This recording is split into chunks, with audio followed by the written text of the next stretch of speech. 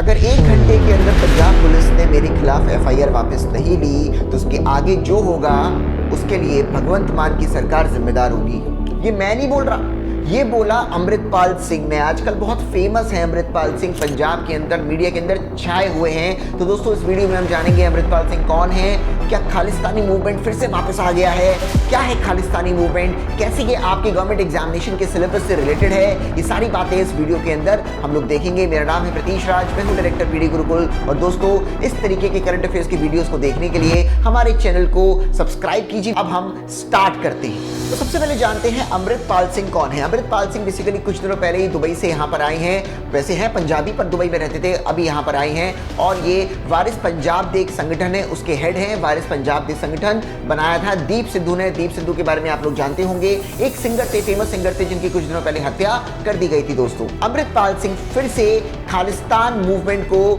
जीवंत करने में यानी कि जिंदा करने में लगे हुए हैं। अब हम जानते हैं दोस्तों खालिस्तानी मूवमेंट क्या है। तो दोस्तों खालिस्तानी मूवमेंट जो है वो ये है कि कुछ सिख चाहते हैं कि उनका एक अलग राष्ट्र हो, अलग देश हो, और इसी मूवमेंट को बोला जाता है खालिस्तानी मूवमेंट। ये खालिस्तान वर्ड जो आया है ये खालसा वर्ड से आया है। तो खालिस्तानी मूवमेंट है यानी कि अलग राष्ट्र सिखों के लिए। खालिस्तानी मूवमेंट की स्टार्टिंग जो हुई थी वो आज़ादी से पहले ही हो चुकी थी दोस्तों।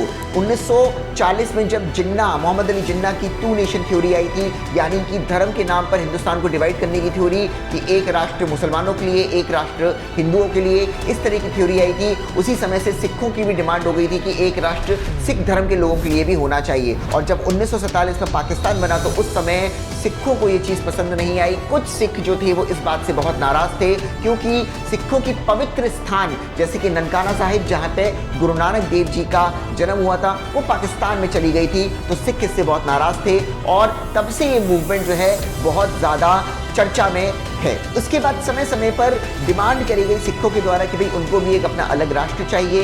यहाँ पर मैं एक चीज़ बिल्कुल क्लियर कर दूँ, हर कोई डिमांड नहीं करता था, पूरे 100% सिख डिमांड नहीं करते थे। कुछ 1-2% सिख डिमांड करते थे कि उनको भी एक अलग राष्ट्र चाहिए, जिस राष्ट्र का नाम होगा खालिस्तान।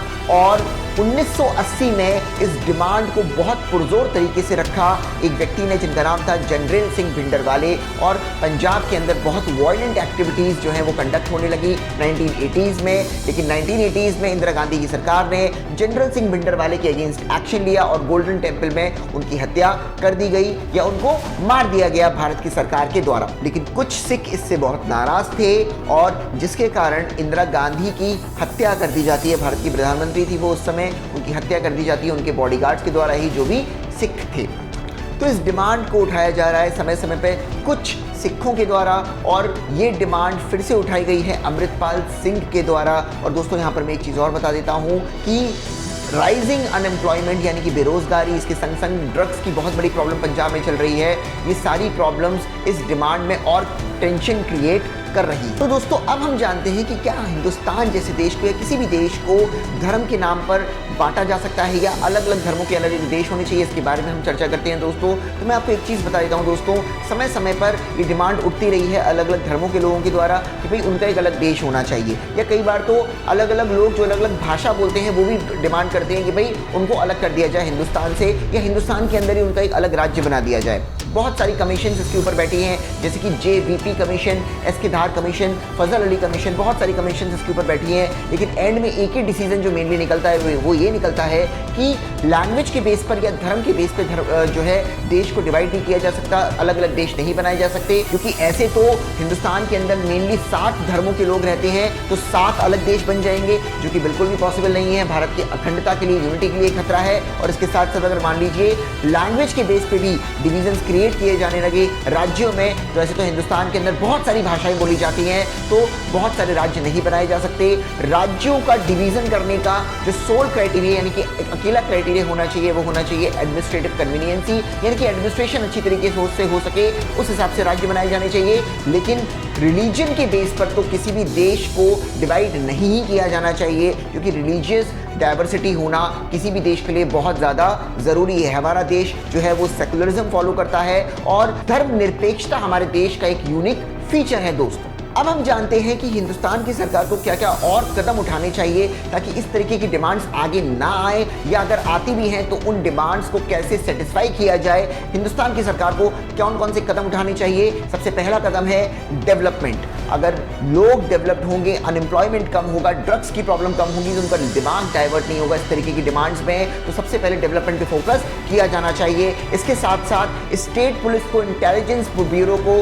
और एनआईए, नेशनल इन्वेस्टिगेशन एजेंसी को, इनको कोऑर्डिनेशन के साथ काम करना चाहिए। केंद्र सरकार और राज्य सरकार को कोऑर्डिनेशन के साथ काम करना चाहिए ताकि इस तरीके की एक्टिविटीज को कंट्रोल किया जा सके। इंटरनेशनल कोऑपरेशन भी बहुत ज़रूरी है कनाडा और यूके जैसी कंट्रीज़ के साथ, क्योंकि कनाडा में आपको पता ही होगा बहुत सारे सिख लोग कनाडा में पाए जाते हैं और ये मूवमेंट जो है काफ़ी सपोर्ट किया जा रहा है कनाडा से। तो कनाडा और यूके की सरकारों के साथ इंटरनेशनल कोऑपरेशन होना चाहिए ताकि वहाँ पर भी इस तरीके की एक्टिविटीज़ को कंट्रोल किया जा सके। इसके साथ साथ बहुत ज़रूरी है सोशल मीडिया पर लगाम लगाना, क्योंकि ये पूरा मूवमेंट जो अभी चल रहा है ये सोशल मीडिया से बहुत वाइड स्प्रेड हो रहा है, तो सोशल मीडिया को भी कंट्रोल किया जाना चाहिए। तो दोस्तों, इस वीडियो में हमने देखा कि खालिस्तानी मूवमेंट क्या था, अमृतपाल सिंह क्यों आजकल फेमस हैं, और इसके साथ साथ गवर्नमेंट को क्या चीजें करनी चाहिए जिससे इस तरीके के मूवमेंट्स को कंट्रोल किया जा सके। ये नॉलेज सब में फैलाइए, वीडियो को शेयर कीजिए, हमारे चैनल को सब्सक्राइब कीजिए, और अगर आप और किसी टॉपिक पर वीडियो चाहते हैं तो कमेंट सेक्शन में जरूर लिखिए। थैंक यू वेरी मच, धन्यवाद, जय हिंद, जय भारत।